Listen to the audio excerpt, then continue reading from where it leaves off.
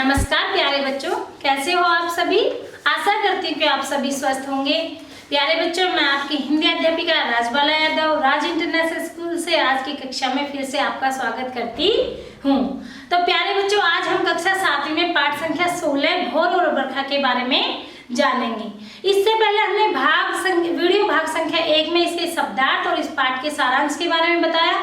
अभी हम इस पाठ का सारांश के बारे में जानेंगे। इस कविता के अंदर हमारी 2 कविताएं हैं, पहली हमारी भोर और दूसरी हमारी बरखा। तो सबसे पहले हम भोर के बारे में जानते हैं। प्रस्तुत जो पंक्तियां हैं वो हमारी पाठ्य पुस्तक हिंदी पाठ्य पुस्तक वसंत के पाठ संख्या 16 में से ली गई है। और इसमें जो इसकी श्री कृष्ण भगवान के अनन्य भक्त अर्थात मीराबाई जी हैं, उन्होंने श्री कृष्ण जी को जगाने का प्रयास किया है, क्योंकि सुबह का समय हो गया। जैसा कि कविता का नाम है भोर। जागो बंसी वारे ललना, जागो मोरे प्यारे।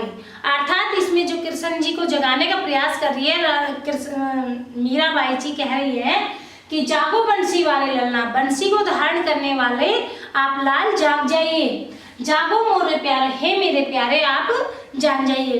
बच्चों, ये तो आप जानते ही हो कि श्री कृष्ण जी के अनन्य भक्त कौन थी? मीराबाई थी। तो वो कह रही मोरे प्यारे जाग जाइए। रजनी बीती, रजनी मतलब रात बीत चुकी है, रात जा चुकी है, भोर भय है, सुबह हो गई है। घर घर खुले किवाड़े, और घर घर में जब सुबह हो जाती है, प्रातः काल का समय होता है, तो हर सभी के दरवाजे खुल जाते हैं। तो यहाँ पर भी सबके दरवाजे खुल गए हैं। गोपी दही मत सुनियत है कंगना के झनकारे। गोपी दही मत मतलब गोपियां हैं, वो दही मत रही है। सुनियत है कंगना के झनकारे, आप उनके कंगना के झनकार है, जो आवाज है, चूड़ियों की जो आवाज है, आप उसको सुन सकते हैं। अर्थात वो अनेक उदाहरण के माध्यम से श्री कृष्ण को जगाने का प्रयास कर रही है कि सुबह हो गई है, गोपियां भी अब दही मथ रही है, तो आप भी उठ जाइए। उनके गोपियों के दही के मथने की जो आवाज है, यानी कि दही को बिलोने की जो आवाज है, उनकी जो चूड़ियों की आवाज है वो आ रही है। उठो लालजी भोर भयो, हे लालजी उठ जाइए, आप सुबह हो गई है।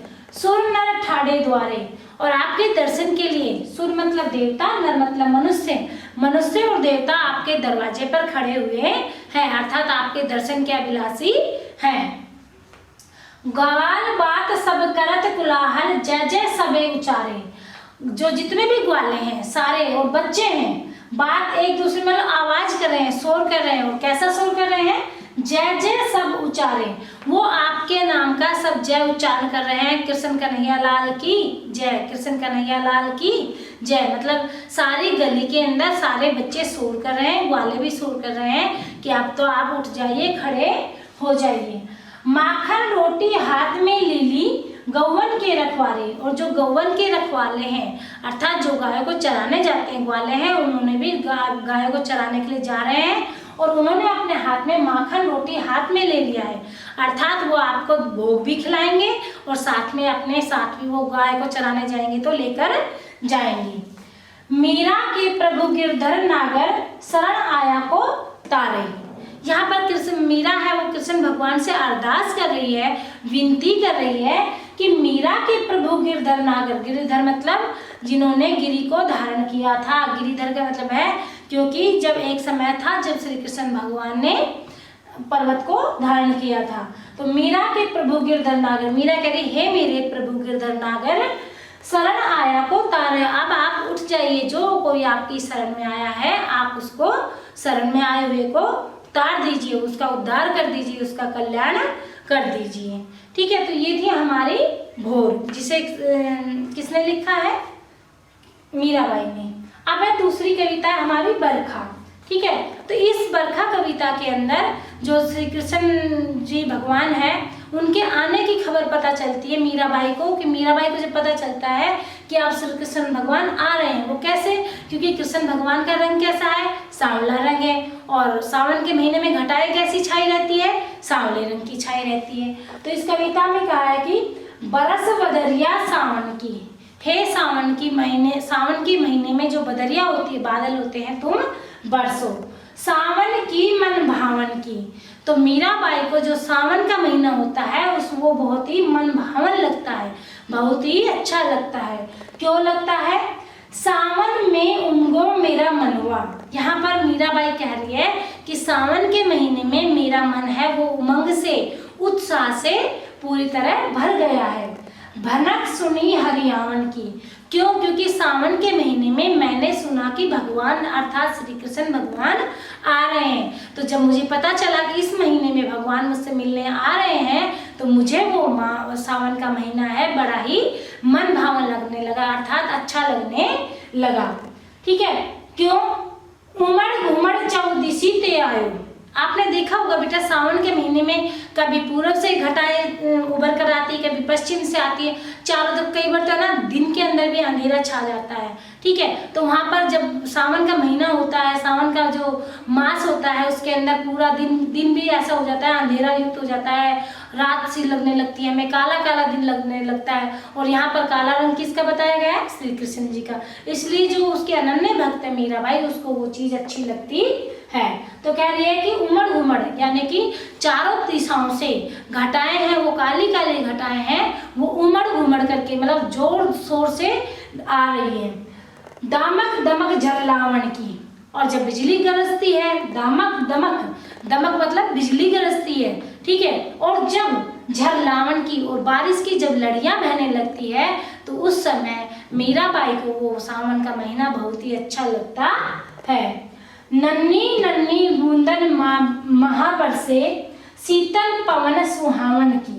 नन्ही नन्ही बूंदे, आपने देखा होगा जब आकाश में काले बादल छा जाते हैं, ठीक है, काली घटाएं छा जाती है, तो फिर नन्ही नन्ही अर्थात छोटी छोटी बूंदे बरसने लगती है। और बूंदन महाबरसे मतलब फिर बारिश बरसने लगती है, बारिश आने लगती है। शीतल पवन सुहावन की, और जब बारिश आती है तो मौसम भी बिल्कुल ठंडा हो जाता है, और उस समय पवन भी कैसी चलने लगती है? उस समय पवन भी छोटी छोटी ठंडी ठंडी पवन भी चलने लगती है।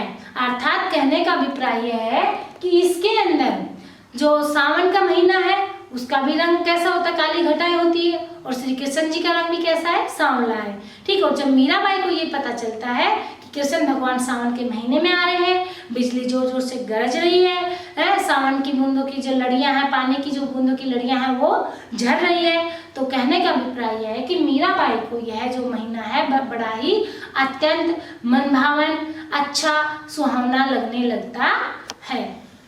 तो प्यारे बच्चों, आगे मीरा जी कह रही है कि मीरा के प्रभु गिरधर नागर। मीरा कह रही है, हे मेरे प्रभु गिरधर नागर, गिरी को धारण करने वाले आनंद मंगल गान की। अर्थात अब मैं आनंद यानी कि खुशी के गीत गाऊंगी। यहाँ पर मीरा की मनोदशा का, यहाँ पर विशेष मीरा की मनोदशा का वर्णन किया गया है कि मीरा का जो पता चलता है कि उनके श्री कृष्ण भगवान वापस आ रहे हैं, उनसे मिलने आ रहे हैं, तो मीरा कह रही है, हे मेरे प्रभु गिरधर नागर, अब मैं खुशी के गीत गाऊंगी। तो प्यारे बच्चों, ये थी हमारी दोनों कविताएं। आशा करती हूँ कि आपको अच्छे से समझ में आ गई होगी। इस पाठ से संबंधित जो कार्य पत्रिका और प्रक्षेपण पत्र है आपको जल्दी ही मिल जाएगा। प्यारे बच्चों, मैं आपसे फिर मिलूंगी अगली वीडियो में एक नए अध्याय के साथ। तब तक आप घर पर रहिए, सुरक्षित रहिए और अपना अध्ययन कार्य उचित रूप से करते रहिए। धन्यवाद।